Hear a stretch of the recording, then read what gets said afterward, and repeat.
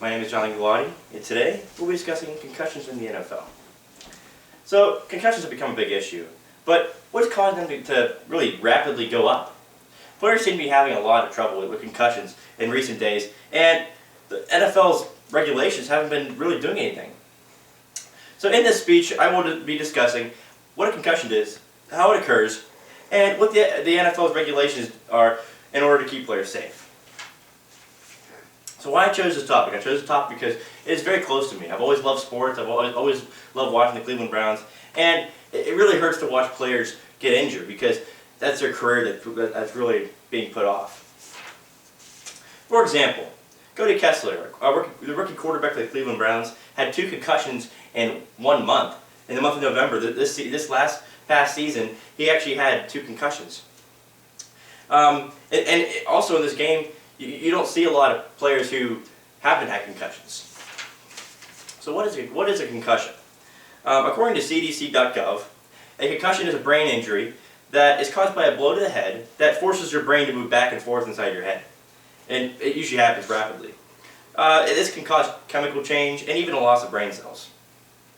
Most even occur without even being knocked out. So some of the symptoms are, according to WebMD.com, headache, dizziness, temporary loss of consciousness, confusion, ringing in the ears, slow to get up, balance issues, and several other things. So how a concussion occurs? According to the NFL Head, Neck, and Spine Committee, it occurs from receiving a blow to the head, helmet, or neck, or even face. Or even it could even happen from a player hitting the ground. So concussion protocol. According to the NFL Head, Neck, and Spine Committee, the NFL requires every single player to go through concussion protocol if they have been suspected of receiving a concussion or of anything that has a symptom that are close to it. And it's used to keep players safe from them. And also by the NFL Head, Neck, and Spine Committee, in order to return to practice, a player must return to normal status, pass an exercise test, and be well rested and healthy enough to perform. So football years ago, decades before, we've never even really heard of concussions even happening too often. But of recent, they've really spiked up. That brings up a point that maybe players had them, but they just played right through them. Or even that their players are bigger, better, stronger now. But Jim Brown, the former Cleveland Brown, used to actually be slow getting up every time. So maybe even a concussion could have been caused by him being hit. So some of the regulations in the NFL, the rules in the NFL are kept to keep players safe and stop them from getting injured. Penalties are put in place as a ruling system. Penalties are used to protect players from being injured. And some penalties are like helmet-to-helmet rule, blindsiding rule, how you can't hit a defensive player, you can't hit a player going out of bounds, and you can't even hit a quarterback after they've thrown the ball. And according to study, the NFL has initiated a $100 million fund between teams and league, and to engineer better design equipment for the NFL. So treatment.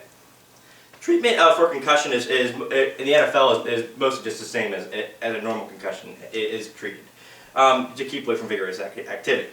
According to Mayo Clinic, activities any sort of activity that causes your symptoms to spike up are supposed to be avoided, and also that is important to rest mentally along with physically. In the NFL, according to the NFL Head, Neck, and Spine Committee, they also monitor the brain to make sure that it's not any more severe than it is. So, long-term effects of concussions. Some people have been known to suffer from post-concussion syndrome, which is PCS. Because a normal concussion only lasts about 7 weeks, but PCS causes these symptoms to come forward a lot more. And so it happens over a more time span than 7 weeks, so it can go on for years. But according to whalecornell.org, this also makes life harder, and some of these symptoms that are mostly effective is headache, dizziness, irritability, difficulty concentration, and irritability. Over time, these conditions do get better and go away. These conditions are very rare, though, and normally aren't even as that severe. some of the conditions that are symptoms that also occur can also be feeling slow, short-term memory, and many others. Some statistics that I got from Seifert. According to Seifert, in 2015, there were a total of 271 concussions that occurred in the NFL. And 182 of them were in regular season games, and 37 of them occurred in practice. And also, according to Seifert, the concussions were mostly caused by helmet-to-helmet contact.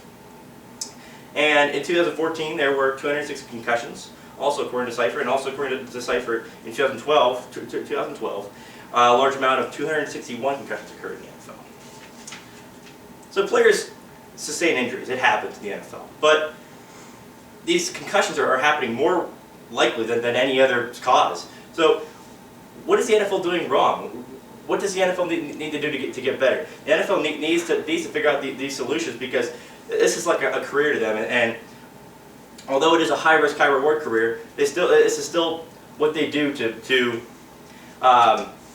as we would say, make money. But the thing is, though, is you can compare any player, because they work hard, to any blue-collar man. So the NFL does need to fix this solution and find a solution to this problem. Thank you for listening. And here are some of my references. Thank you for listening.